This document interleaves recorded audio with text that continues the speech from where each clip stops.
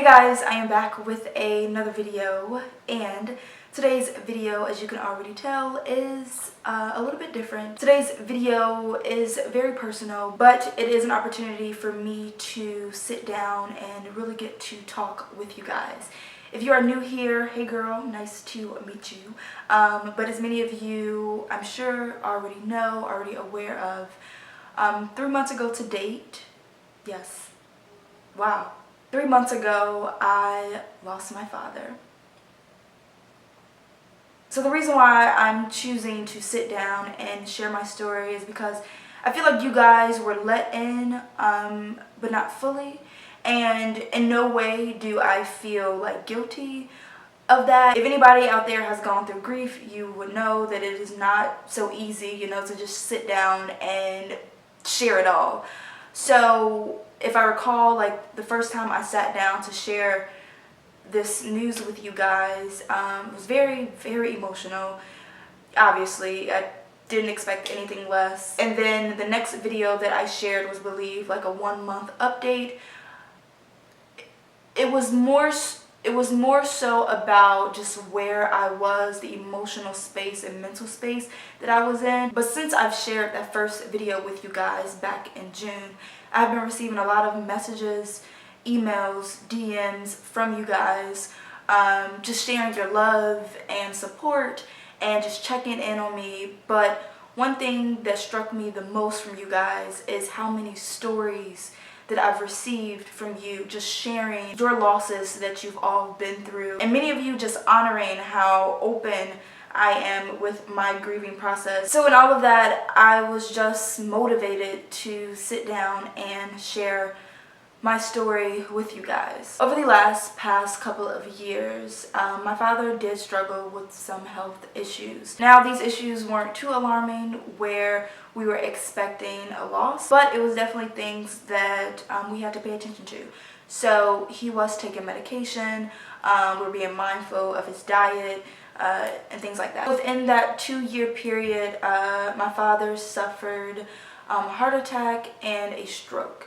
But both times, he was okay. Had to get hospitalized for a couple days, but then he was right back at home. So fast forwarding to May of this year, so 2017. Nothing whatsoever health-wise has happened. It was just kind of regular. This past May, I actually traveled to the Philippines with a really good friend of mine from school. So it was actually a group of us, and we went to the Philippines for like 2.5 weeks. We went to the Philippines like immediately right after school ended, and we wasn't returning until early June. So it was like end of May, early June. Before I left for the Philippines, there was talk from my sister about having this huge like birthday bash. But unfortunately, I wasn't going to be able to make the party because I would have still been traveling in the Philippines like on the date that she was scheduled to have the party. So my sister was very adamant about me coming to her party, that she was willing to change the date from the first weekend of June to the second weekend of June. Therefore, I'll be able to attend the party. But I was just like, no, you want to have the party when you want to have it, and that's your birthday weekend. Like, don't allow me to change your birthday plans. So she's like, no, I really want my sister to be there. This is like my first party in years. Like, I really want you to come. So I was just like, okay, let me think about it. Since I knew I was going to be traveling for a bit, and especially that far away, I knew I was going to be away from work for a long period of time. So I was kind of like back and forth between like coming back from the Philippines and jumping right into work since I would have been away for so long, or taking another additional week away so I can go back to Chicago to celebrate my sister's birthday. So I was like, look, let me just make my decision either after the Philippines or during the Philippines. I just need time to just kind of think about it. I literally made the decision to buy my ticket maybe a week before the party. I pretty much made up my mind at that point that I wasn't going, but last minute something just came over me, I don't know, and I bought my plane ticket back home. So after leaving the Philippines, I came back to Philadelphia for like 2 days and then immediately flew back out to Chicago. So I got to Chicago, I believe, on a Friday morning. My sister's party was Saturday night. Anyway, I remember us all decorating like the night before, and we were all kind of sitting in the living room area or where the dance floor was, and we had these like lounge chairs all around. So we were all kind of sitting on the lounge chair, and I remember my dad was the one on the couch, and I think I was kind of sitting on the floor. My mom was standing up, and then my sister, I think she was on the floor next to me. And we were all kind of just talking, and then my dad kind of started like breathing like heavily, and we were all looking at him like, what's wrong with you? And he was like, no, nothing, I'm trying to catch my breath. So we look in and we like, okay, it was abnormal, so it caught everybody's attention. So my mom said, do you want to go to the hospital? Like, do you want me to take you to the hospital? And he's like, no, I'm fine, I just need to sit here for a second to catch my breath. I think my dad's response of, no, I'm fine, is because he didn't want to miss my sister's party. Because he just knew how excited she was for it. So it's something he didn't want to miss, and he also just didn't want to ruin anything. Like, that was the type of person my dad was. He was so mindful of other people. Like, everything he did was for someone else. He was so shameless about it. Like, he put so many people in front of himself all the time. So I knew, like, that is why he responded, you know, no, I'm fine, like, it's okay. So we kind of all was just like, okay, like, you know you're fine. My dad was very aware and conscious, like, of his body, and when he knew, you know, he needed help. So he was like, no, I'm fine. So we were like, okay. So we kind of finished decorating, and like, that was the night. Fast forward to the next day, so it was the day of the party, and we all kind of got up early. Like, we all had breakfast, me, my mom, my dad, and my sister. We're all super excited, like, for the party. We were all sitting at the table, and then my dad like, kind of looks at all of us, because he was sitting at the head of the table, and he says, you know, your mother did a really good job with the both of you. So we kind of looked like what are you talking about? You know, it just kind of came out of nowhere. He was like, she did a really good job with my girls. And he looks at my sister and he said, you just like your mom. You make sure everything is together, like, you clean up. And then he looks over at me and he's just like, and you lazy, just like me. So we all just started, like, busting up laughing. And he was like, no, really, like, you know, y'all gonna be okay. So we all was just like, you know what? So we're still laughing at the fact that he called me lazy like him. But it's honestly true. Like, I am my father's child when it comes to doing much of anything. Again, that's another moment that I think back on, like, okay, something that just sticks out to me. So we ended up having the party. Everything was great. It was so much fun. We ended up partying to probably like 3 a.m. Like, the last guest probably left at like 3:30. Like, the DJ went all night. We were dancing. It was so much fun. So Monday came, and that was actually the day that I was leaving to go back to Philadelphia, because I was like, okay, I'll stay for the party, finish out the weekend, and then I'll leave on Monday. So I had a super late flight Monday night. So my mom ended up going to work, and my sister went to work as well. My sister doesn't live with us, but she was at work. So it was just me and my dad all day together at the house. My mom ended up coming home from work, and she ended up bringing one of our favorite sandwiches from this restaurant by her job. So me, my mom, and my dad are downstairs sitting at the table, and we're eating. Me and my dad had the same thing, and then my mom has something different because she doesn't eat chicken. And me and my dad had like a chicken dinner or something. Yeah. So we're eating, and my dad, I think he like looked over at my mom's plate, and he's like, what are you eating? To my mom. And she's like, what do you mean? Because this was something that she got all the time. He was kind of looking like, he was real puzzled, like, about what she was eating. And I'm looking at him, I was like, you don't know what that is? And he's like, no, what is it? At first, it was a lot of joking, like, what do you mean you don't know what she's eating? Or what do you mean you don't know what you're eating? But after I saw that he was really confused, I started getting serious, like, stop playing. Like, what do you mean you don't know, what you're eating? Because he started asking questions like, what is this? What am I eating? Do we have the same thing? When me and him literally had, like, we had the same plate. So I was like, Dad, it's chicken. you're eating chicken. He was like, it's chicken? I was like, yeah. And he was like, oh. But he continued to eat it anyway. Like, me and my mom was more so confused than alarmed, but a little bit of both, but more so just like, you know, what's the matter? And I think my dad was aware of his confusion, but he didn't want to alarm us in any way. So he kind of played out. My dad was a huge jokester, so he kind of like played it off as a joke. I wasn't laughing much, nor was my mom, but he kind of just finished eating his sandwich, and like that was like the end of that discussion. So again, another thing that like just peaks, you know, in my mind. So I ended up packing the rest of my stuff, and then it was time for me to leave. I remember bringing my bag downstairs, and I was getting ready to put it in the car. I went to put my suitcase in the car, and I came back in the kitchen, and my dad was sitting at the bar stool, like right in the kitchen. He was watching TV, normal. And I looked over at him, and I was like, okay, I'll see you next week, because I was coming back to Chicago because we were taking a family vacation. I was like, all right, I'll see you next week. And he was like, okay. Like, and then I walked out the door.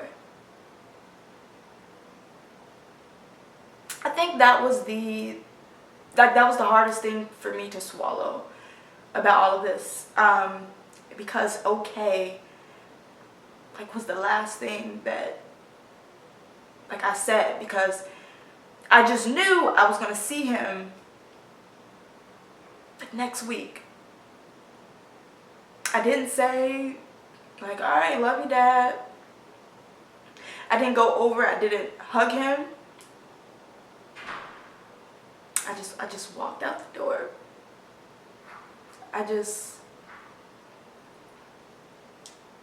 walked out. Another crazy thing is that my niece was actually at home with us. I have a 6-year-old niece, and she was at home, and at first my mom was like, oh, it's pretty late. It's probably best that she stays home with Dad, so she can like get ready for bed, because I believe my niece has school the next morning, so my mom didn't want to keep her out late. But kind of last minute, my niece was just like, no, honey girl. She calls my mom honey girl. She doesn't call her grandma. My mom didn't want to be called grandma. She's just like, no, honey, I want to go with you and TT to the airport. So my mom was just kind of like, oh, like, okay. Like, she really can't say no to her grandchild. So we ended up taking my niece with us to the airport. So ended up going to the airport. The airport's probably like 35 minutes away from my house. We go to the airport, and this was the night of the NBA championship game. So it was pretty busy at the airport, just like at all the bars in the terminal where people were trying to catch the game. So I got to the airport, I make it to my gate, and then I call my mom. And I was like, Mom, like, you know, I made it through security, I'm at my gate now. I believe there was some delay with leaving the airport for some reason. And before they told us to turn off our phones, I sent a text to our group chat. We have a family group chat, me, my mom, my sister, and my grandmother. And I texted them like, who won? Question mark, because we were all rooting for Golden State. And I knew by the time I took off, the game wasn't going to be over, but by the time I landed back in Philly, the game would have been over, and I would have found out who won. So I sent that text, and then I turned off my phone because we were getting ready to leave. I landed here in Philly about maybe, it was definitely after midnight. So I land, I turn on my phone, and I start receiving like a lot of texts from my mom, my grandmother, and my sister, like, oh my God, like Golden State, what? Almost like 2 minutes later, I received a FaceTime call from my sister. Now, it is not abnormal for me to receive any type of FaceTime calls from my family, because we like FaceTime every day. Like, we don't pick up the phone, we FaceTime. So I was still taxiing on the plane, and I like ignored her call because I didn't want, you know, to be loud on FaceTime. I didn't have headphones. So I was going to wait until I got in the airport. So then I declined the call, and then she called again. And I'm just like, oh my God. Like this, again, this is not abnormal. We do this to each other. When one person doesn't answer, we keep calling until somebody answers. So I declined it again. And then I get a regular call from my mom's number. So I'm like, they're obviously just checking to make sure if I landed, made it, if I'm home or whatever, because they knew I had a pretty late flight and I was traveling alone. So I answer the phone, and it's my mom. Her voice, I'll never forget, like the tone of her voice. And she's saying like, hey, have you made it back home? Like, where are you? And I'm kind of like looking at the phone like, why are you talking to me like this? I'm like, no, I'm still on a plane. We just landed. Not home. And she's like, okay. Again, this tone, it's art, like, I feel like the hairs on the back of my neck are standing up even right now. It was something off. It was something very, very off that, like, I just knew. And then my sister gets on the phone. And she's like, hey Morgan. So I kind of like snap a little bit. I'm like, what? Like, what's the issue? Like what's wrong, kind of? Because I know something is wrong. Like, something is wrong by the way they're talking to me. And she's like, I wanted to be the one to tell you before you saw it anywhere or before anybody told you or contacted you. At this point, I just remember being just so, I was angry, I was irritated. It was almost just like, what is it? The next words she said was,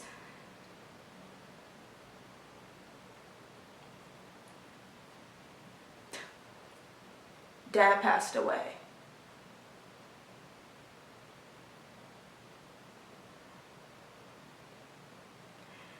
I was like, what? I was like, wait, what? And, you know, she heard the shock and even denial in my voice, where immediately she was like, but we're okay. Mom's okay, I'm okay, Granny's here, everybody's okay. One thing that she just kept saying was, it's okay, it's okay, it's okay. And then I remember just, feeling so heavy and my body just collapsed. Like those words didn't make sense. I just kept repeating over and over, like, I was just there. Like, I was just with him. Like, it was almost like, it's no way. Like, this couldn't be possible because just an hour and a half ago, like, I turned around and walked away from him. So you're telling me that my dad's gone. Like, I felt so helpless. Like, it felt like my soul just left my body. So finally, I was able to make it back to my apartment, and I sat in the same spot I'm in right now. And I just sat. When I reflect back on those last days and moments I've had with my father, in a way, the craziest way possible, I thought about the last minute decision I had to go back to Chicago. Or when I think about sitting at that table and he looked at all of his girls and said, like, you guys are gonna be okay. I think it was like God's way and my dad's way of like preparing us for what was to come. And I think my dad, given all that he has gone through over these last couple of years, it was him being able to say, okay, I can let go now. Like, I'm looking at my girls and like, they're gonna be okay without me. My girls are strong. I taught them so many things that I know they're gonna teach their children, that he said, I can go now. And as hard as that is, trust me, it is so hard, even 3 months later, as hard as that is, it gives me this sigh of relief. It relieves so much pressure and weight off of my shoulders to know that he said we're gonna be okay. It's like he decided unselfishly, once again, him being the type of person that he was, to always put others before him, he unselfishly decided to leave like when his girls weren't present. My dad passed in the time of my sister leaving work to come to our house, and my mom and my niece taking me to the airport. So nobody was home with him when it happened. He was alone. And in my heart, I know that that was a purposeful decision, you know? And of course, that doesn't take away any of the pain whatsoever. But it's, in a way, settling for me, and I would say my family, to know that his pain is gone, his suffering is gone. That even though physically, you know, he's not here with us anymore, I have been so fortunate to have known my father's love so completely and so intensely.